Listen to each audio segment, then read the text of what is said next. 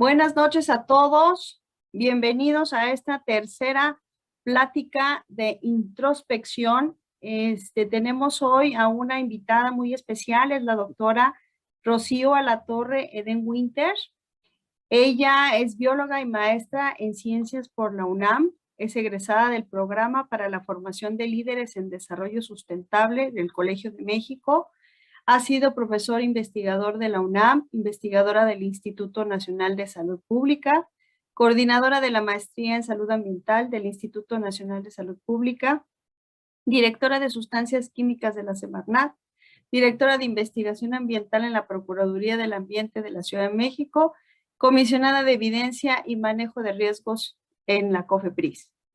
Ella tiene como áreas de conocimiento la regulación ambiental y en salud, diseño de políticas públicas con base en riesgo, procesos disruptivos, evaluación y comunicación de riesgos, desarrollo institucional, ética y política pública, entre otras. Doctora, bienvenida. Ella nos va el día de hoy a platicar sobre los efectos de la contaminación ambiental sobre la salud humana. Le damos la bienvenida. Gracias, doctora, y pues te dejo la palabra.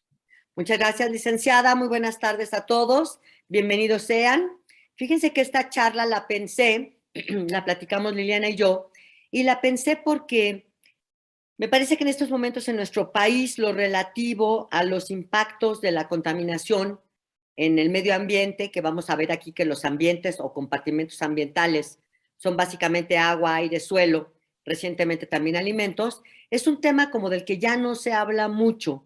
En este momento no están las políticas públicas o no están las instituciones haciendo mucho énfasis sobre un tema que es verdaderamente trascendental y que vamos a tratar aquí de verlo de manera muy general y luego si quieren podemos profundizar y sobre todo cuáles van a ser sus repercusiones en el día a día para la toma de decisiones. Esa es la intención de la charla y espero poderlo transmitir. Ricardo, si me apoyas con la siguiente, por favor.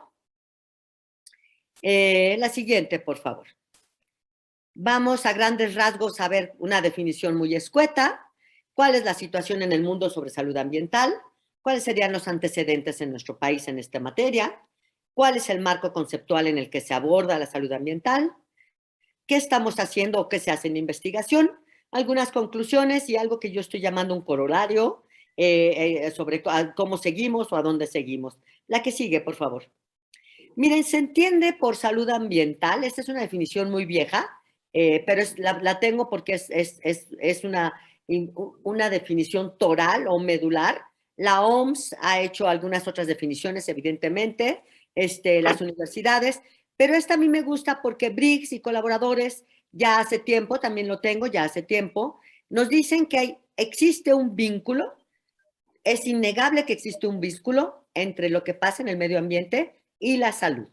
Y ese vínculo, sin duda alguna, puede llegar a ser un asunto específico de preocupación desde la perspectiva política o de preocupación administrativa y por supuesto que se presenta y que hay que hacerle frente en la toma de decisiones de la manera más efectiva. Y ahorita vamos a ver de manera muy concreta y muy puntual cómo es que se le hace frente de manera efectiva. Entonces, esa es una definición muy macro, pero en general está resumiendo todo lo que quisiéramos decir. Hay muchas definiciones más elaboradas, etcétera, etcétera, pero digamos, la salud ambiental es el vínculo que hay entre el medio ambiente y la salud. La que sigue, por favor.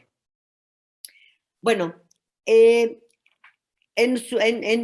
uno de los documentos más recientes de la Organización Mundial de la Salud, esto ya es en el 2016, como se darán cuenta, 20 años después de la primera definición que les acabo de decir, dice que la OMS dice que la salud ambiental es la relación que existe entre todos los factores físicos, todos los factores químicos y todos los factores biológicos que están externos a una persona. Aquí no entra, por ejemplo, nada de lo que va a ser la salud genómica o la salud hereditaria u otro tipo de salud, porque aquí lo que estamos diciendo es el medio ambiente afuera, los factores físicos como ruido, como iluminación, etcétera, etcétera, tienen un impacto. Los factores químicos, ni hablar, sobre los contaminantes primarios del aire o los contaminantes secundarios y, por supuesto, todos los biológicos. Aquí entraríamos, por ejemplo, el cólera es un vínculo muy directo de salud ambiental, están relacionados entre sí con la salud.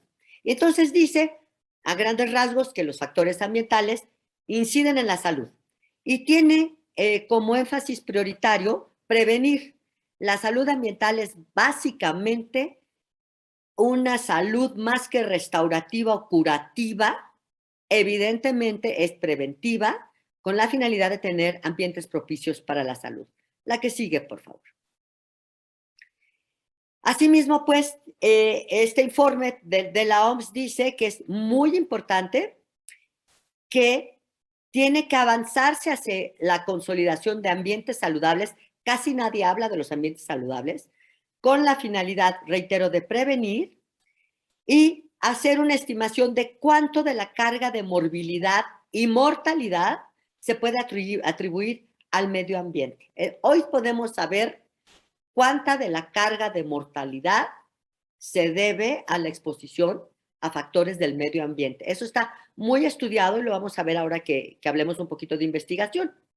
Y dice, y por supuesto son enfermedades básicamente las no transmisibles, todo lo que van a ser las crónico-degenerativas, pero incluso algunas agudas, les acabo de mencionar.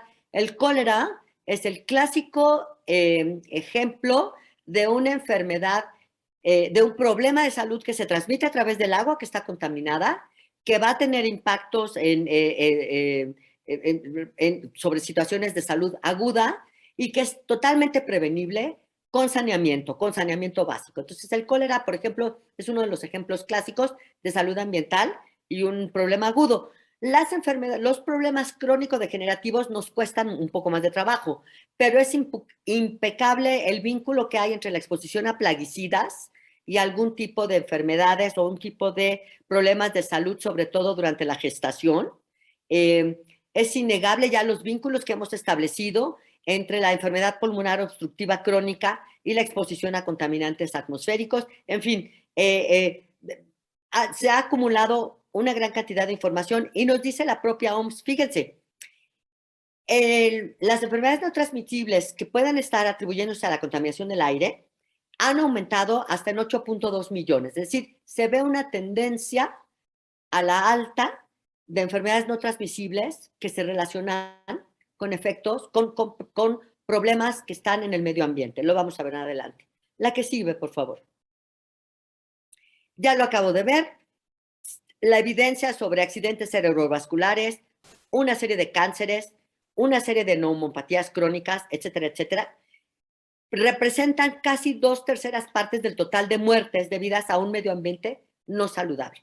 Ahora que pasó el COVID sesgó mucho, vino a dar otras cifras, vino a dar otra numeralia, pero antes del COVID, pre-COVID, lo que teníamos es que 2/3 partes del total de muertes podrían ser atribuibles a algún problema que hubiera en la salud. Estos son datos de la Organización Mundial de la Salud. La que sigue, por favor. En México, a ver, en México, más o menos a partir de los 80s, en 1980, dentro de la Secretaría de Salud, empieza a tomarse la relevancia sobre abordar este tema.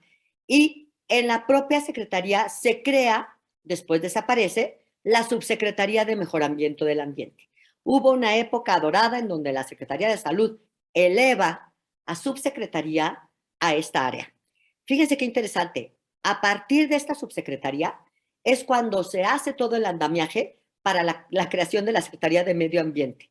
La primera Semarnat, hoy Semarnat, surge o se origina de los cambios importantes que se van a llevar a cabo para la subsecretaría. Entonces, la Secretaría de Salud crea una subsecretaría y la subsecretaría escala hasta crear una secretaría. Es decir, hay un proceso allí, estoy hablándoles más o menos del 1980.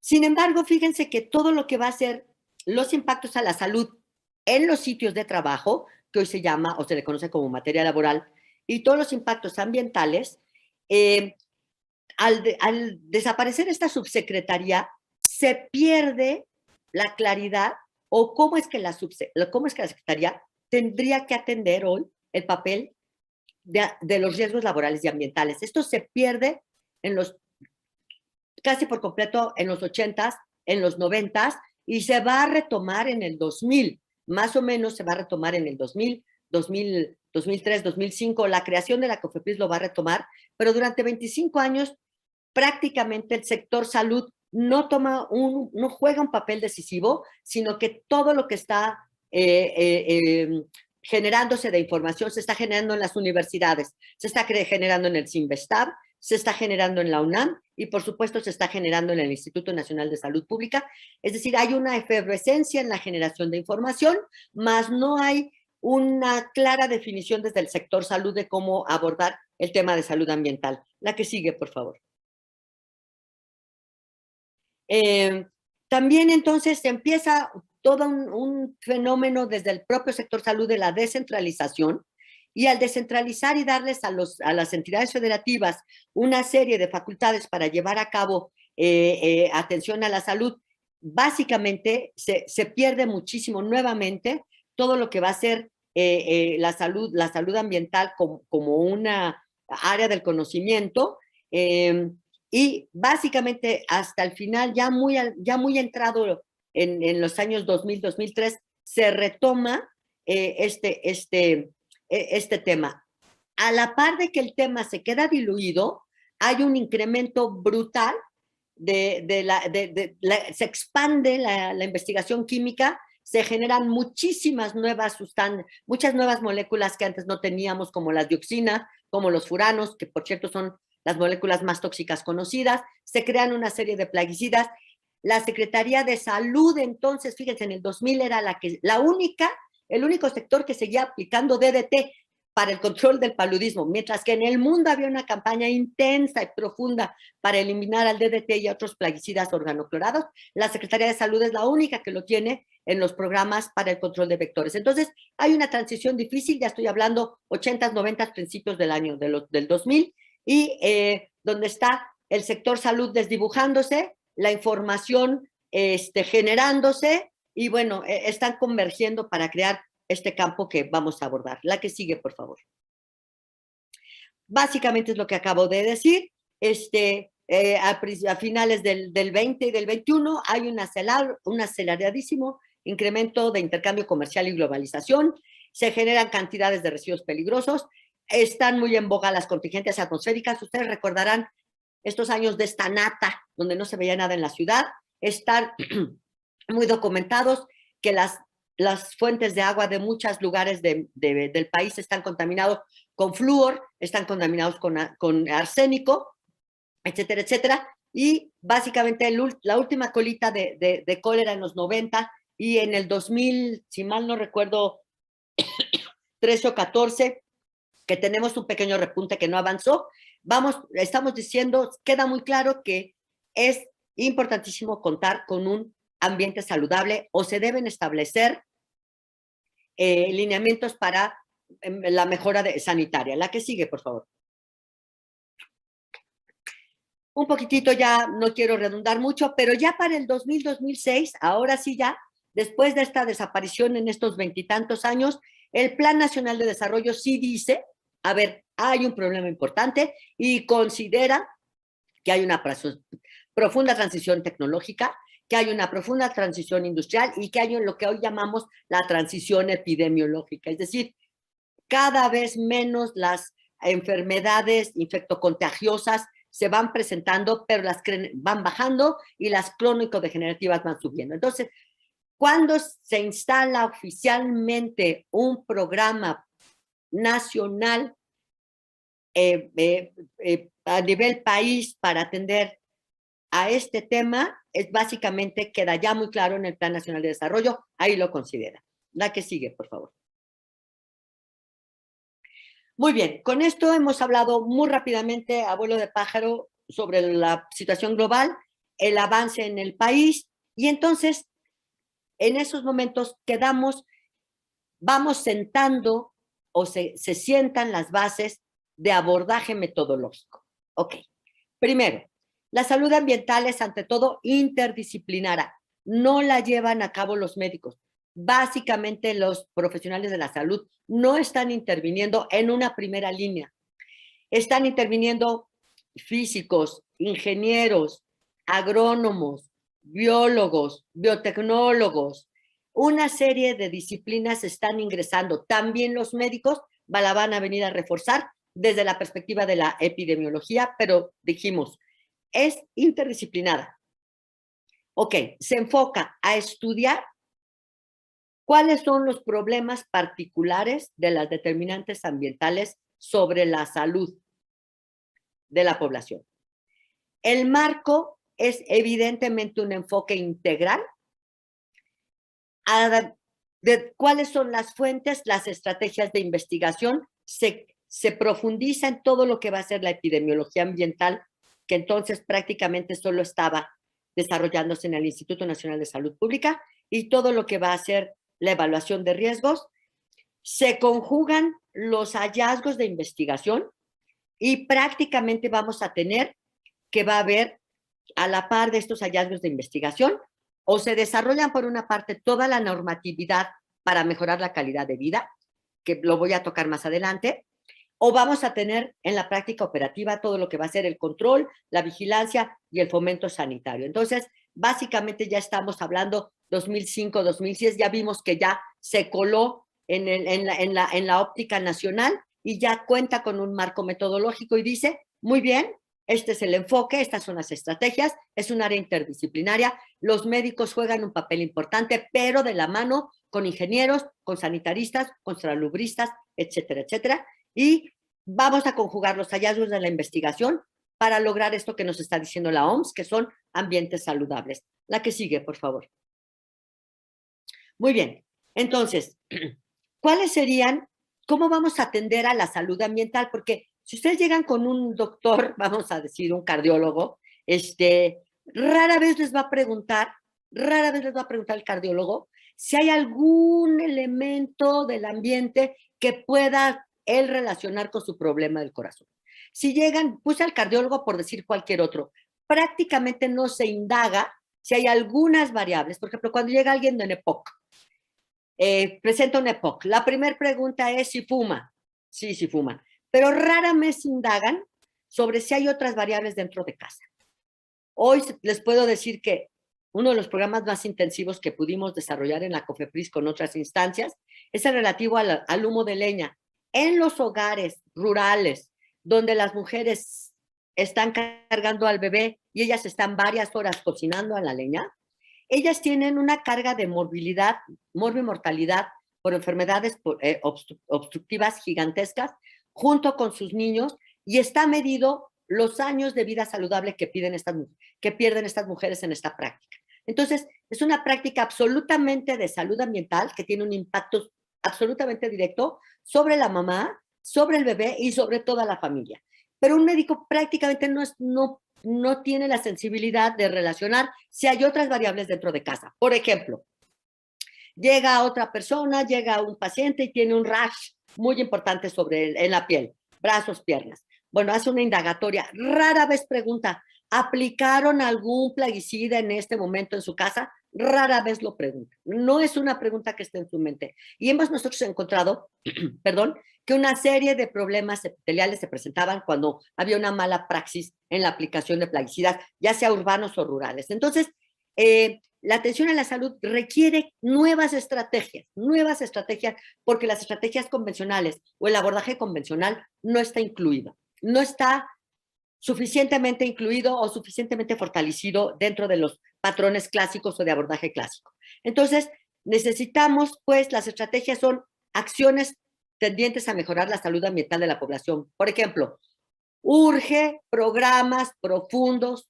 Entonces lo teníamos la Secretaría de Salud con la Secretaría de Desarrollo Social para remover las estufas de leña en ambientes intramuros, porque la carga de salud crónico-degenerativa para todo el aparato respiratorio, para la familia, es grande. Entonces, acciones tendientes, eso es muy puntual. También pueden realizarse acciones regulatorias, lo voy a atacar más adelante. ¿Por qué emitimos normas ambientales que rigen cuánta carga de contaminación puede haber en el aire? ¿O cómo debe ser el agua? ¿Por qué las emitimos? Las emitimos con la finalidad, nuevamente, de contar con ambientes más saludables.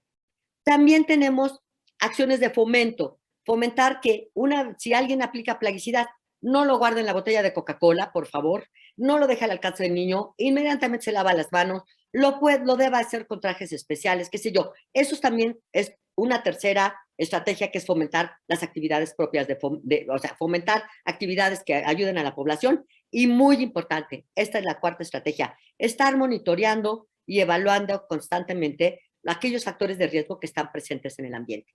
En el sexenio pasado pudimos crear algo que es un sistema de vigilancia de efectos de la salud de la contaminación. Nosotros hoy sabemos que cuando hay un pico atmosférico de contaminantes, a las 24 horas se va a llenar el área de urgencia de los hospitales, van a demandar a demandar más atención hospitalaria derivado del picotote que tuvimos. Entonces hay un layout, y eso está muy bien establecido. Entonces podríamos decirle a los hospitales, prepárate, hay una alerta, te puede emitir una alerta temprana, porque estos contaminantes van a ver que mañana en la área de urgencias, para todo lo que van a hacer exacerbación de POC o exacerbación de bronquitis, o todo lo que va a ser el asma, se te va a incrementar resultado de la exposición a la contaminación.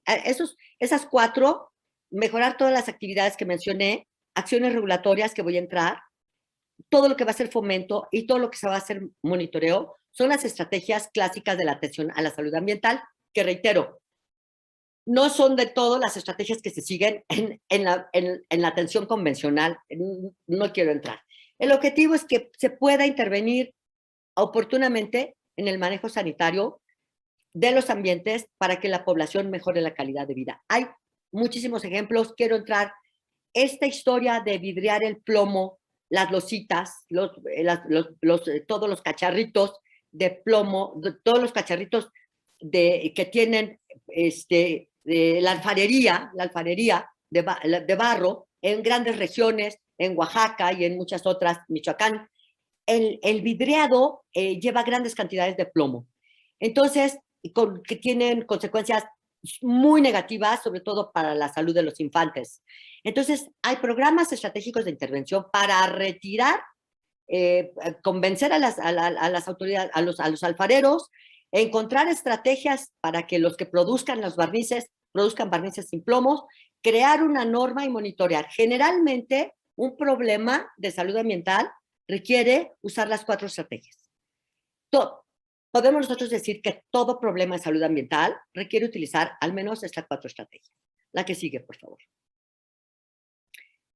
Bueno, la investigación en este país es prolija, no quise presentarles, pero hay tanto en revistas nacionales como internacionales, tanto en revistas específicas como Environment, o revistas de epidemiología ambiental, o revistas altamente especializadas, en Lancet o demás. Hay una importante contribución de la investigación mexicana, con artículos muy robustos, sobre todo calidad del aire en zonas urbanas. Bueno, está súper medido qué nos pasa a los habitantes de este país cuando nos exponemos a las concentraciones que ocurren. Por eso se declaran las contingencias ambientales. También en las áreas rurales, ya les acabo de mencionar todo de humo intraleñas, de humo intradomiciliario.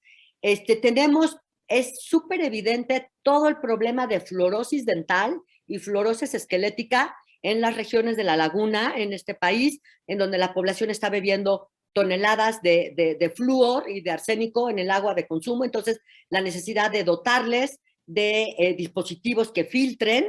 Hay mucha información también. La presencia de metales, lo acabo de decir.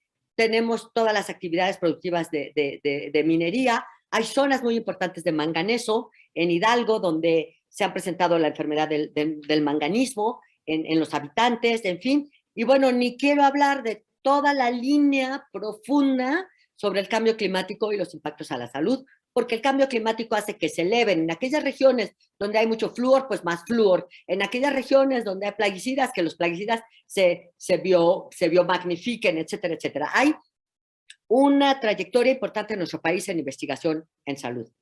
¿Y qué hacemos con toda esa investigación? La que sigue, por favor.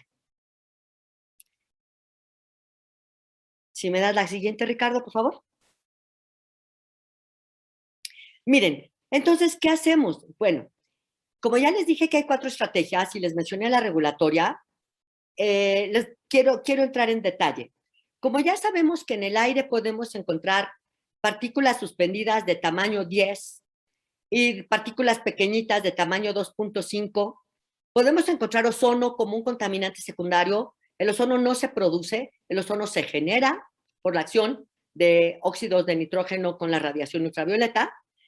Como también sabemos que de los procesos productivos hay muchos dióxidos de azufre, también sabemos que en la atmósfera podemos encontrar los dióxidos de nitrógeno, el plomo, ya casi no hay plomo, eso era antes por las fundidoras que había cercanas aquí a la ciudad y bueno, en general en el país.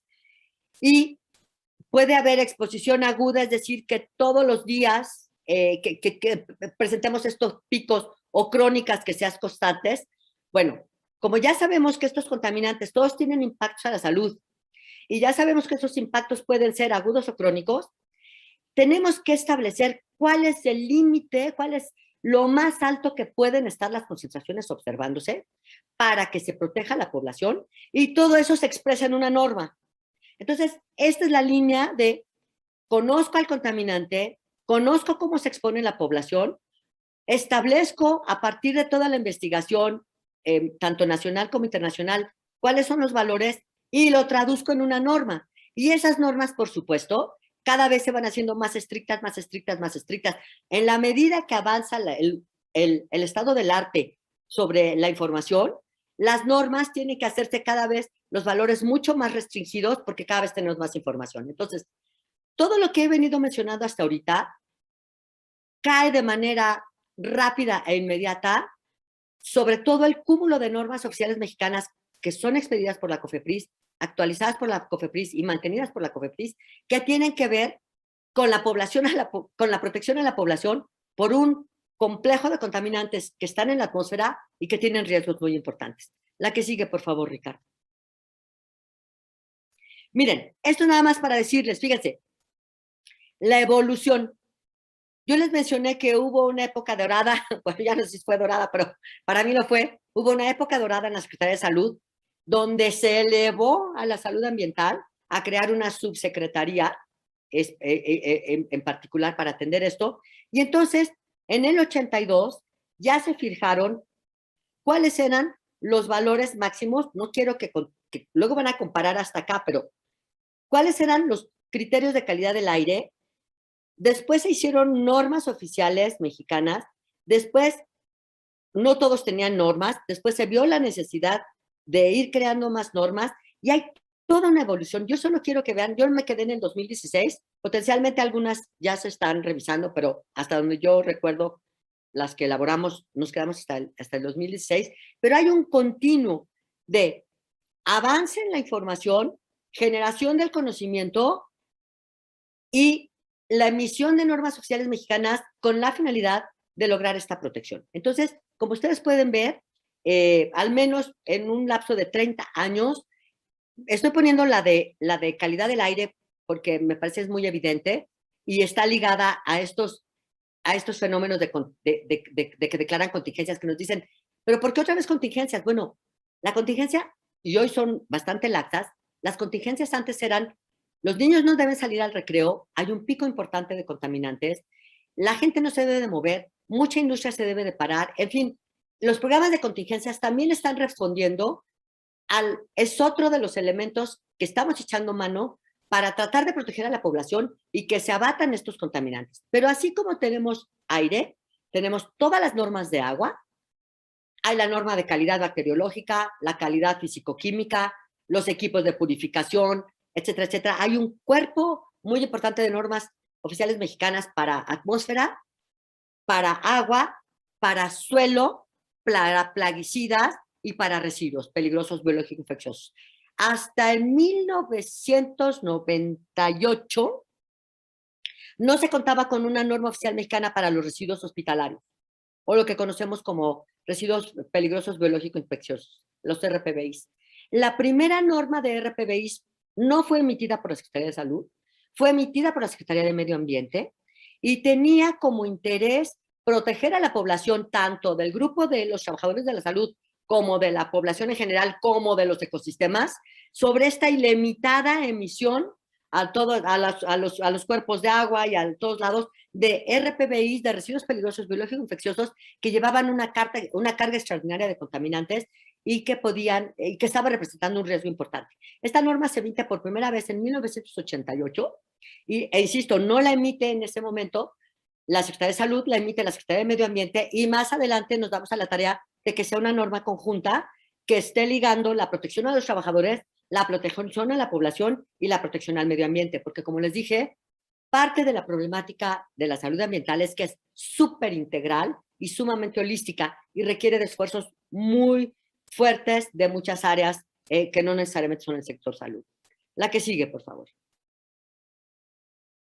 Muy bien. Dicho lo anterior, y a lo mejor fue muy rápida la plática, pero me interesaba sobre todo que pudiéramos entrar, me voy a detener en conclusiones y en corolarios, en discusiones. La salud ambiental es muy importante para la salud pública en México y sin embargo, me atrevo a decir que en este momento no goza de la atención necesaria que debiera tener, que tuvo y que no, en este momento, no tiene la fuerza de ser un brazo armado, un brazo muy importante de la Secretaría de Salud para atender problemas muy importantes. ¿Y por qué juega un papel determinado importantísimo? Pues ante todo porque es prevención. Vuelvo al ejemplo de las estufas de leña.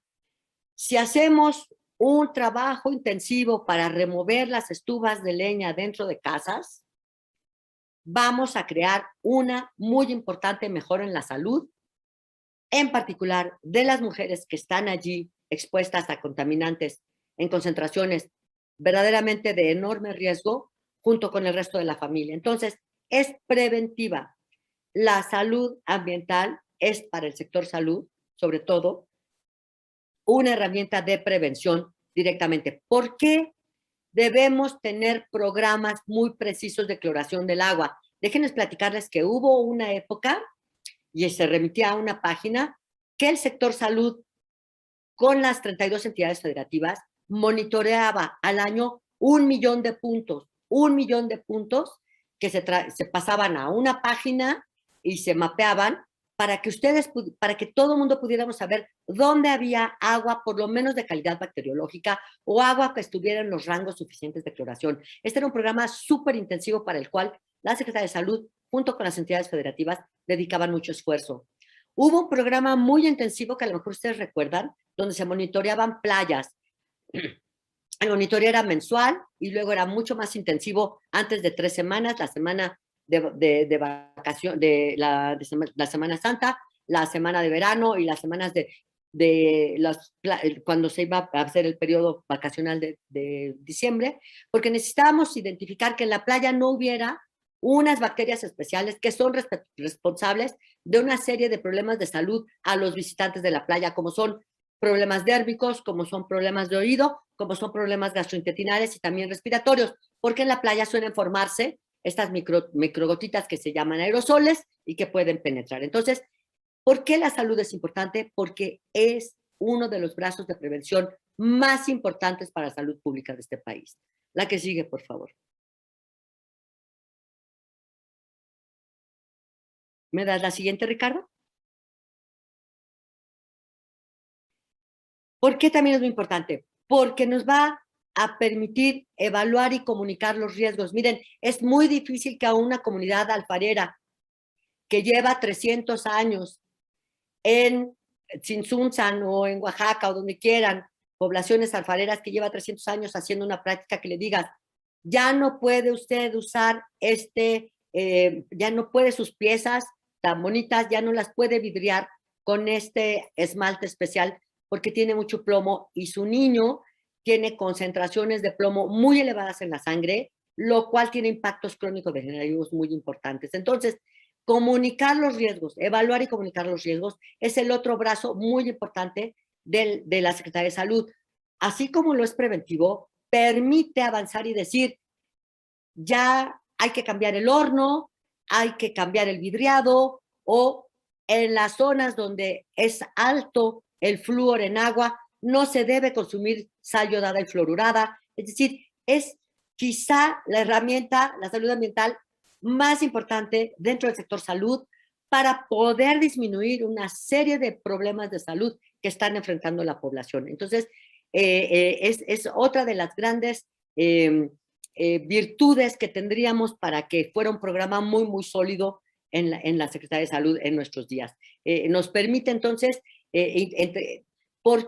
cuando nosotros llegábamos y los jornaleros aplicaban plaguicidas sin el equipo de protección, bueno, y luego tenían problemas muy importantes y entraban en comas muy agudos o sufrían muchísimo. Entonces, toda la necesidad de enseñarles a usar el equipo de protección. ¿Por qué no guardar los plaguicidas en botellas de vidrio? Porque los niños luego lo podían consumir. ¿Cómo hacer el triple lavado? En fin, una serie de acciones. Entonces, es quizá la estrategia más importante desde mi personal perspectiva para abatir una serie de problemas de salud crónico-degenerativos que se están presentando en el país. Y la tercera conclusión de por qué es importante tener el enfoque de salud ambiental, si me das la siguiente, por favor, Ricardo. Ok, porque es muy importante que se puedan emitir políticas importantísimas de salud pública que vinculen a la salud ambiental. Hoy les comento, rara vez vemos una política de salud ambiental, de política pública en salud, que tenga introyectado al componente ambiental. Y nosotros lo que queremos a través de estas políticas es reducir o minimizar, presentar una serie de alternativas que permitan a la población protegerse de una manera importante, que tomen en cuenta todas las actividades humanas que están en donde están potencialmente teniendo un impacto a la salud y que pueden hacer un cambio interesantísimo. Entonces, estas son las tres causas por las cuales, o las tres grandes conclusiones por las cuales la salud ambiental tuvo y se fortaleció y debe seguir teniendo un papel predominante dentro de la propia Secretaría de Salud como uno de los brazos más importantes para atender problemas crónicos degenerativos y también agudos. La que sirve, por favor, para un pequeño corolario. Ok. Nada más para que ustedes puedan, yo no quise entrar aquí en mucho detalle, pero para que ustedes puedan tener una idea de que un mismo contaminante puede estar en el aire, puede estar en el agua y puede estar en el suelo. Es decir, hay tres compartimentos. Vamos a suponer plaguicida.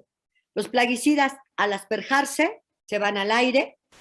Al ir al aire, alcanzan los cuerpos de agua y al alcanzar los cuerpos de agua, por supuesto, también están en el suelo. Entonces, un trabajador está expuesto a una sustancia a través de tres compartimentos, no solo por su propia praxis, sino además de su praxis inmediata de aplicarlos, van a quedar retenidos en suelo, van a quedar retenidos en agua, van a quedar retenidos en atmósfera y supongan que ustedes que nada más hacemos el asunto de que usen un traje especial y boquillas especiales, no es suficiente, porque se trata de también proteger a los otros compartimentos ambientales donde potencialmente, y digo plaguicidas porque puedo decir metales, todo tipo de metales o todo tipo de sustancias, puedo decir lo que ustedes quieran, los contaminantes se mueven a través de los compartimentos ambientales. Esto está clarísimamente demostrado y lo que ponemos a la atmósfera va a ir al agua y va a ir al suelo y de la misma manera lo que ponemos en el agua potencialmente va a la atmósfera y también va al suelo y de la misma manera lo que ponemos al suelo va al agua y va a la atmósfera. Los compartimentos ambientales, por eso se llaman compartimentos, comparten a todos los contaminantes, por lo tanto la aproximación holística es muy importante. Tipos de contaminantes. Bueno, hay químicos, físicos y biológicos. Es decir, los contaminantes físicos, básicamente radiación, básicamente es ruido. Estos son muy importantes dentro de los ambientes laborales, porque allí estamos encontrando población de trabajadores que están expuestos a contaminantes físicos, que pueden lastimar todo el sistema auditivo, etcétera, etcétera. Entonces, estos son los contaminantes físicos. Los químicos, bueno, ni les hablo de cuántos pueden haber. Una miriada de contaminantes de origen químico pueden estar presentes. Y biológicos, un caso muy emblemático. Bueno, acabamos de hablar, hay estudios bien interesantes sobre el COVID y cómo es un contaminante de origen biológico, cómo se puede transportar a través de agua, aire y suelo y qué barreras se encuentran estos compartimentos ambientales para darle o no cabida a un conjunto importantísimo. Entonces, 3 compartimentos ambientales y 3 tipos de contaminantes y a veces pueden ser físico-químicos y a veces pueden ser químico-biológicos, que son el caso de los RPBIs, y a veces puede haber muchas mezclas. Nada más para que vayan viendo el cóctel de mezclas que podemos hacer, que van a dar cuenta de la tremenda complejidad del abordaje de la salud ambiental. La que sigue, por favor, y ya nada más me faltan 2 para concluir. Ok, ¿cómo nos podemos exponer? El contaminante en agua, en aire o suelo lo podemos inhalar, sea físico, sea químico, biológico, puede ingresar a nosotros a través de la inhalación, la ingesta o dérmica. Tenemos las propias fuentes de acceso al cuerpo. Les voy a dar un ejemplo. Si un niño muerde un termómetro con mercurio y se lo traga, nos tocó muchísimo verlo en los hospitales, por eso hubo una estrategia de que al menos en todos los hospitales pediátricos se retiraran este tipo de termómetros. Si el niño le ponían el termómetro, lo mordía y tragaba. Si la ingesta de mercurio si el ingreso al cuerpo del mercurio es por ingestión, no pasa nada porque no hay receptores en el tracto digestivo para el mercurio, como entra, sale. Sin embargo, esta praxis de jugar con el mercurio que se rompía o que sacábamos de los termómetros, los vapores de mercurio se desprenden y por inhalación sí tienen un impacto muy importante porque el mercurio entra por el bulbo olfatorio y entra directamente al sistema nervioso central. Esta historia de Alicia en el País de las Maravillas, del sombrerero loco, este sombrerero que estaba todo loco, a lo mejor no lo recuerden, está narrándonos que antes se utilizaba mercurio para hacer para formar mucho a los sombreros, sobre todo los de copa, y mientras los trabajadores estaban haciendo estas aleaciones, estaban inhale e inhale e inhale mercurio, y esto les daba impactos severísimos al sistema nervioso central, por eso se le conoce como la enfermedad del sombrerero o una enfermedad de mercurio inhalado. Y por supuesto, dérmico. Otros contaminantes, por el contrario, si nos los ingerimos, nos hacen un tremendo daño, pero si los inhalamos, no hacen el mismo daño. Entonces, también la ruta o la forma de que ingresen con nosotros. Entonces ya vimos tres compartimentos ambientales, 3 grandes grupos de contaminantes y 3 grandes rutas o formas de exposición. Van haciendo estas mezclas, estas matriciales de a ver si es por el aire que ocurre y si es por ingesta que ocurre y si es dérmico que ocurre y si es microbiológico que ocurre y si es físico-químico que ocurre, etcétera. Están dando matrices muy complejas que van a tener impactos que pueden ser crónicos, pueden ser degenerativos y por supuesto también pueden ser agudos. Son menos los agudos, pero también pueden ser agudos. Entonces, estas matrices de abordaje de la salud ambiental junto con todo su paradigma que les mencioné, junto con toda la necesidad de usar approaches, considero desde lo particular que el fortalecimiento, la atención, el fortalecimiento y el reconocimiento de la salud ambiental como uno de los brazos más importantes de atención desde la salud pública es un asunto sine qua non para tratar de entender, atender y resolver una serie de problemas de salud que tenemos hoy. Por ejemplo, está súper documentado la exposición a plaguicidas durante la gestación produce muchísimas aberraciones cromosómicas que se traducen en muchos problemas de salud para los bebés, que incluso muchos de ellos pueden ser letales. Esto hay un gran reconocimiento. Entonces, la necesidad de que haya cada vez plaguicidas menos tóxicos, de que las mujeres no participen en estas actividades, de que se le monitoree a las mujeres si están en los campos agrícolas y demás. Todo ese reconocimiento es, sin duda, una de las fuentes más importantes de la salud pública en el país. Creo que es la última. Si me das la siguiente, por favor. Esa fue la última. Es una ojeada muy rápida hacia la salud ambiental. ¿Quién es? ¿Dónde está? ¿Qué hace? ¿Cuál es su deber ser? ¿Por qué hoy está tan desdibujada? ¿Por qué no tenemos un enfoque mucho más sólido y robusto como una de las áreas de salud pública en este país? Es una tarea con la que nos vamos a quedar todos nosotros. Yo les agradezco muchísimo tu atención y quedo a sus órdenes para comentarios, preguntas, etcétera. Muchas gracias. Muchas gracias, Rocío. Excelente, como siempre, tu ponencia, muy clara. Y bueno, yo quiero hacerte una pregunta. Bueno, en realidad son como dos. Este tema, por ejemplo, ¿cómo este tema de que no circulemos 2 veces a la semana? ¿Cómo lo determinan las instituciones para poder decir, ¿sabes qué? Pues ahora no van a circular 2, o ahora continuamos, o ahora no seguimos y demás? Y de la mano con eso te pregunto, todas las veces que hemos tenido esas dobles no circula y que nos han dicho para disminuir los efectos de la contaminación, ¿realmente ha tenido resultados? Mira, Liliana, corría el año 1980, ahora sí que me acuerdo muy bien, cuando empezamos a instalar una serie de redes para monitorear la calidad del aire. No existía ninguna. La primera que pusimos, y digo pusimos porque la pusimos, unos colaboradores y yo, fue en el Politécnico. Empezó, en ese momento el país necesitaba estar monitoreando la calidad del aire.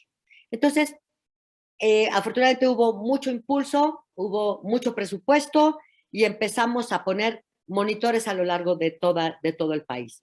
Y perdón, de toda la ciudad, del país, pero sobre todo de la ciudad. Luego les pedimos a las grandes ciudades como Monterrey y Guadalajara que lo hicieran, pero del país. Y de aquí bajó un área o una dirección que era la responsable de ver y de analizar a todos esos medidores. Entonces, sí existe la infraestructura para identificar cómo se están comportando los contaminantes en el aire. Esa es la primera. Existe. No sé si hoy opere toda la red. Cuando yo la dejé, había más de 60 monitores, que en el Cerro de la Estrella, te digo, el más emblemático, el primero fue en el Politécnico, que si en la UNAM, que si aquí, que si allá. Entonces, existía o existe una red que nos va diciendo cómo están los contaminantes en el aire. Primera parte de la historia. Segunda parte de la historia. Estos contaminantes pueden venir de dos fuentes, Liliana. De fuentes fijas, estas grandes chimeneas, o de fuentes móviles, que son los vehículos automotores. Permítanme un segundo, por favor.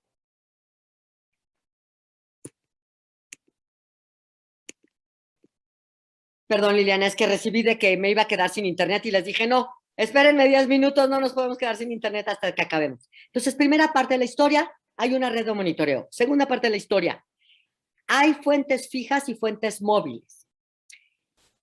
Tercera parte de la historia, los vehículos, mientras más antiguos, más contaminantes se emiten a la atmósfera. Evidentemente, porque tienen motores más viejos, no tienen sistemas catalíticos, no tienen sistemas de atención, entonces están produciendo una gran cantidad de contaminantes. Tercero, las dos grandes fuentes que aportan toneladas de contaminantes al Valle de México como fuentes fijas son la refinería de Salamanca y un sinfín de otras pequeñas industrias que se llaman fuentes fijas y fuentes móviles. Entonces, ya conocemos a las contaminantes, ya sabemos que hay de fuentes fijas o móviles, ya sabemos que se van acumulando. Y cuarto, todo esto se liga con el otro subsistema que es el sistema de variables atmosféricas. Entonces, si se incrementan los contaminantes y no va a haber vientos ni lluvia, se van a acumular lo que llamamos efecto invernadero. Y en ese momento se tiene que tomar una decisión de parar las dos fuentes, las fijas y las móviles. Las dos se tienen que parar. En el caso de la refinería de Salamanca, debe bajar tantas horas su producción de combustóleo, porque estamos en una condición atmosférica importante. Y las fijas también, y las móviles también se tienen que detener. Entonces, lo ideal es que se lleven, en algún momento se llevaron, en los 90 y en el año 2000, medidas poco interesantes para la población, pero que sí contribuían a bajar estas cargas de contaminantes. Si tú me dijeras, en el mundo ideal, los dobles no circulan y esto, ¿abona? Sí, abona. ¿Son los únicos que tendrían que dejar de circular? No. Y las fuentes fijas también se tienen que reducir. Pero entonces lo que logras ver tú es, como se están monitoreando, que hay una baja. Por ejemplo, a lo mejor entran variables de aire que vayan a dispersar o sí bajan y entonces están permitiendo que volvamos a entrar. Está muy bien documentado esto y hay evidencias de una extraordinaria operación de ellos en los años 90 y 2000. En este momento no conozco yo muy bien cómo están funcionando las autoridades, pero la teoría dijo en el pasado y dice en el contexto general que sí sirve detener la circulación de muchos vehículos que son altamente contaminantes, porque esto, te reitero, se registra en un sistema de vigilancia de contaminantes que hay en el aire. Eso es lo que dice la teoría y así ocurrió. Ah, perfecto. No sé si te contesté, perdón. No, sí, muy bien, muy bien. Muchísimas gracias, Rocío. Ricardo García tiene una pregunta también. Ricardo. Muchas gracias. Rocío, muy bien explicado lo que es este tema del problema del medio ambiente y lo que genera en la salud. Te voy a platicar una anécdota así rapidísimo y pues bueno, una de mis hijas pues, de 8 años, un día yendo a visitar donde yo vivía antes en una zona habitacional, pues nosotros cuando jugábamos fútbol de chicos, lo primero que hacíamos al terminar el partido era correr a una pileta pública y tomar agua de ahí. Entonces le dije a mi hija, oye, no, yo tomaba agua de esta pileta después de jugar. Y me dijo, papá, ¿y cómo le hacías? ¿Y cómo nunca te enfermaste? ¿Estás vivo todavía? Y le dije, sí, hija, que antes se podía tomar de la pileta agua. No, papá, ahorita. Le dije, ¿tú tomarías ahorita? No, papá, imagínate, para empezar, ¿de dónde viene? De los tubos que están mal hechos y lo juntan con cada desperdicio que hay y todo eso. Lo vio imposible, pues, literalmente. Hace tiempo también una película que se llama Territorio Salvaje de Steven Seagal decía que, y te estoy hablando hace más de 20 años, 25 años, decía esa película, llegará el momento en el cual el ser humano no pueda tomar agua más que de botes, de botella, agua embotellada. Y pues sonaba absurdo eso, ¿no? En ese momento, hace 30 años. Y hoy en día ya es una realidad común, una realidad permanente, ¿no? Yo siempre he pensado que hay dos temas que son muy delicados para el medio ambiente. La primera, la falta de conservación del agua potable. ¿A dónde nos va a llevar? Pues no lo sé. Quizás a la extinción humana o quizás al exceso de cobro por el consumo del agua. Y segundo, la basura. La basura que generamos es increíble. Entonces, yo siempre desde chico he tenido esas dos. ¿A dónde va a dar la humanidad? Y siempre he pensado, no sé, dame tu opinión, doctora, en el sentido de si la humanidad va en caída libre, sin posibilidad de retroceder en beneficio de ella, en un hoyo que vamos a caer en fondo en el tema de salud, de medio ambiente. ¿Por qué? Porque las grandes empresas, los grandes intereses políticos, que también hay que resaltarlo, no les importa el medio ambiente. A mí me queda muy claro eso. ¿Por qué? Es preferible días antes de elecciones no decretar una contingencia ambiental. ¿Por qué? Porque se van a enojar los electores. Segundo, quizás en el gobierno interesen algunos temas más importantes, derribar árboles, pasar por selvas y no tomar en cuenta el medio ambiente. Entonces es cuestión política también. Tercero, las grandes empresas pues tienen que producir lo suyo y si para eso hay que emitir grandes cantidades de humo, de dióxido de carbono, tirar árboles, entonces pues hay que hacerlo porque eso deja dinero, ¿no? Entonces mi pregunta es, ¿vamos en caída libre sin posibilidad de retroceso a un medio ambiente destruido? No, Ricardo, yo no lo creo así. Aquí había que ver, es un asunto de zoom, como cuando estás en un microscopio, ¿no? Lo que es muy local, lo que es un poco más regional y lo que pesa a nivel global. Me parece que hay esfuerzos muy importantes, se realizan. Mira, primero hay una toma de conciencia como tu hija, ¿no? Antes nosotros nos pegábamos a la llave y tomábamos agua de ahí. Hoy ya los chicos tienen otra conciencia. Primero se ha incrementado la conciencia. Segundo, hay estrategias bien interesantes. Una de ellas es economía circular. Si quieren alguna otra charla, lo podemos hablar. La economía circular dice, a ver, tu empresa, tú debes producir 0 residuos, o sea, desde tu diseño industrial, introyecta todas las variables para que al final del tubo no tengas ningún residuo. Antes nosotros decíamos, el principio el que contamina paga, ¿no? Te hablo de los 80 nuevamente. Entonces tú decías, pues si voy a pagar por contaminar, pues contamino lo que sea, al fin que ya nada más paga. Eso después se revirtió a las 3 R's, ¿no? Reuse, recicla, reduce. Reusa, recicla, reduce. Y ahora ya estamos en otra fase, es decir, en estos 30 años ha habido un avance muy importante en varios conceptos. Yo creo que el de economía circular es algo que me gustaría platicarte, pero no, yo creo que no. Yo creo que la conciencia va elevándose, los mecanismos de producción son muy importantes. Efectivamente, hay gente que tiene pensamiento de los 70, en donde pues, te puedes aniquilar los ecosistemas y no pasa nada, pero también hay muchas voces que dicen, no, eso ya no puede ser. Yo no creo que vayamos en caída libre, yo creo que el humano tiene todas las capacidades, si tuvimos la capacidad de llegar al nivel en que estamos, tenemos la capacidad de salir a donde estamos. A mí me da mucho gusto que a veces voy a algunos restaurantes y te dan popotes de papel, quizás es un esfuerzo pequeño, pero bueno, ya es papel.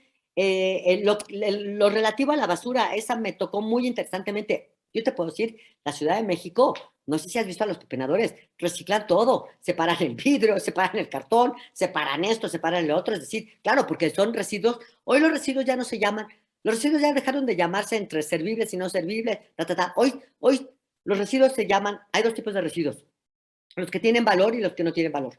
Los residuos que tienen valor, que son casi el 90% de los residuos que producimos, entran a otras corrientes. Papel, plástico, vidrio, cartón, etcétera, etcétera, entran en otras corrientes. Y los que no son reciclables, pues entran a composteo. Entonces, yo que llevo trabajando en salud ambiental, digamos, de los 80 para acá, sí he visto una evolución muy interesante. Yo no creo que vayamos en caída libre. Yo creo que nos va a costar mucho trabajo, pero hay muchas formas de hacerlo. Déjame comentarte, por ejemplo, empresas como Nespresso. Nespresso te pide que lleves todas tus cápsulas porque son de aluminio reciclado, ¿no?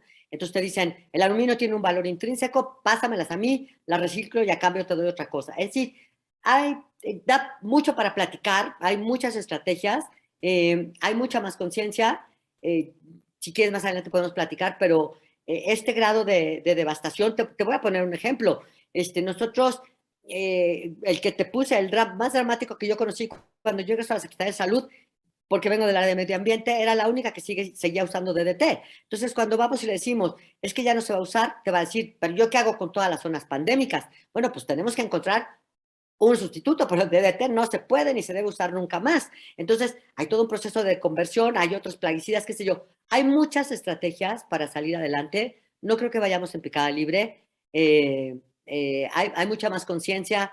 No, yo lo veo, yo tengo una mirada más optimista, no solo basada en lo que mi corazón diga, sino observando estos 30 o 40 años de desarrollo de políticas ambientales, Ricardo.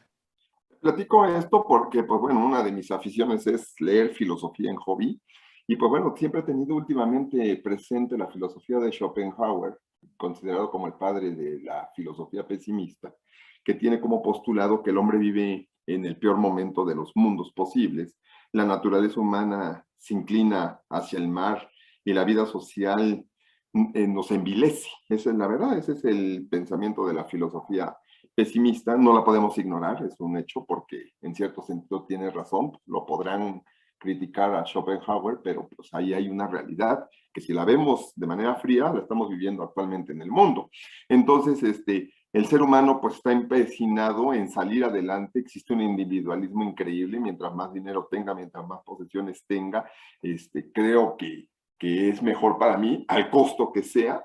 Entonces, pues simplemente desde una denigración que hay en la cuestión laboral, ¿no? Hoy creo que los jóvenes, los niños, que los están educando de diferente manera, con otra visión. Te platico en qué sentido la sociedad envilece, ¿no? Entramos con mi hija precisamente a esas de comida rápida, no digo el nombre, pero pues a uno de esos de comida rápida famosos, y decía ahí el trabajador más valioso y la foto de una persona, ¿no? Entonces se le quedó mirando mi hija y me dice, papá, eso es discriminación. Y le dije, ¿por qué? A ver, en la escuela nos han dicho de que pues todos son valiosos, no puede haber uno más valioso que el otro, entonces ¿para qué contratas gente si no es valiosa? Dice, hay una discriminación. Otra conceptualización, ¿no? También los niños he visto, pues a veces vamos al parque y tirando los niños, donde va lo inorgánico y lo orgánico, mientras los adultos donde caiga. Hay que ser realistas, en el cine entras y los niños están buscando inorgánico y orgánico mientras nosotros lo tiramos donde sea. Entonces yo creo que serán las generaciones pequeñas las que cuando crezcan pues vayan a cambiar esto, ¿no? Pero por el momento yo no veo, revisando periódicos, revisando noticias, no veo que pretendamos salvar el medio ambiente, ni por los países poderosos, ni por los países pobres. Entonces, por eso yo te decía, basado en este pensamiento filosófico de Schopenhauer, si no estamos cayendo en un hoyo sin retorno, ¿no? Y pues bueno, sí entiendo que las generaciones pequeñas van a ser las que van a tratar de salvar el medio ambiente, ¿no?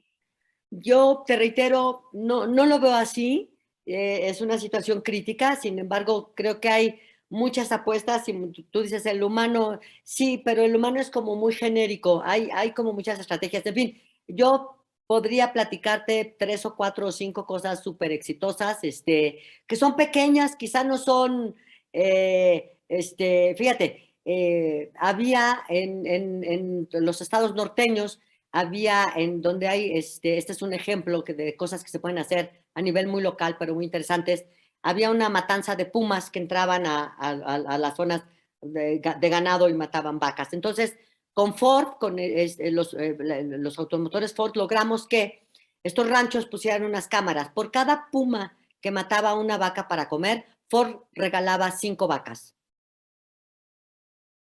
Entonces, pues parece absurdo lo que estoy diciendo, pero la recuperación de pumas, la población de pumas se recuperó brutalmente porque pues ya no solo no les convenía matarlos, sino por cada vaca que ellos pudieran iban con Ford y le decían, mira, el puma aquí se comió estas 2 vacas mías, pues aquí tienes 10 vacas, ¿no? Estoy diciendo algo muy reduccionista, pero que funciona. A ese nivel, Ricardo, hay cientos de historias de éxito. Vuelvo a lo mismo, es un asunto de nivel. Si tú quieres ver al mundo entero como una sola entidad, híjole, yo tendría reservas. Sin embargo, no tantas, pero si nos vamos a nivel locales, tú sabes, no, yo quiero decirte, en la zona de Pátzcuaro, en Michoacán, logramos sacar en no sé cuántas comunidades cientos de hornos de leña, cientos de estufas de leña altamente contaminantes, por estufas de leña que diseñó la UNAM mucho más interesantes y bueno, en fin, si lo ves filosóficamente y ves al mundo como un uno global, me parece que pierdes la mirada de los casos de éxito pequeños que también son importantes. Así es como yo lo veo. Ok, pues muchas gracias. Pues sí es importante tomar en cuenta todo esto, ¿no? Y sobre todo las diferentes posturas. Y es muy loable el trabajo que hacen los ambientalistas y lo que están haciendo pues, algunos políticos, el objetivo también del desarrollo de las ciudades, porque pues no podemos quedarnos atrasados en cuanto al desarrollo industrial. Entonces, pues creo que tenemos una tarea importante de equilibrar tanto el desarrollo industrial y progresivo contra pues cuidar el medio ambiente, ¿no? Basta ver History Channel, National Geographic, pues todos los reportajes que traen ahorita, ¿no? Sí, también hay otra serie de reportajes de mucho éxito. Yo creo que podemos balancear y equilibrar. Yo en general no me gustan las posturas pesimistas, pero más que un deseo como personal, sí veo a lo largo de 30 años de estar en el tema una evolución importante. Eso déjame decirte que sí lo veo. Sí está datado, sí está medible y sí está publicado. Y yo me quedo con ello. El haber sacado del planeta a todos los plaguicidas organoclorados que eran un desastre, pues esa fue una tarea titánica y lo sacamos. Ya no están. Esa es una tarea titánica sumamente medible. Lo sacamos de África, de toda Europa, de toda América, etcétera, etcétera. Es decir, podríamos hablar, yo tengo un pequeño librito que escribí de historias o casos de éxito que con mucho gusto te puedo compartir. Insisto, si quieres el nivel global, no podría yo hablar por él, pero a nivel local hay muchas experiencias interesantes. No, pues muchas gracias. Sí. Y pues bueno, pues a seguir investigando y a seguir trabajando en este tema, ¿no? Claro que sí, gracias Ricardo. Así es, pues muchísimas gracias. Y sí, en efecto tienes toda la razón, creo que hemos evolucionado bastante. Vamos por muy buen camino. Digo, la verdad es que a veces este tema de lo que yo te preguntaba es así como que, ay, de veras, porque se nos hace fastidioso, ¿no? Uy, ahora no voy a circular, pero nunca pensamos cuál es el beneficio que esto nos va a generar. Y pues bueno, por lo menos para nuestra salud y la de nuestros hijos, nuestros nietos y toda nuestra familia. Te agradezco muchísimo, Rocío. Fue una plática, reitero, excelente práctica. Y pues bueno, vamos a seguir participando y por supuesto que te vamos a seguir invitando a estas pláticas que son bastante, pues, digamos, no entendemos a veces muchas cosas los que estamos afuera o los que estuvimos adentro y no entendemos cómo están afuera. Y pues bueno, aquí estamos finalmente. Muchas gracias, Rocío. Hasta luego. Buena tarde. Gracias. Hasta Gracias. luego. Buenas noches. Bye.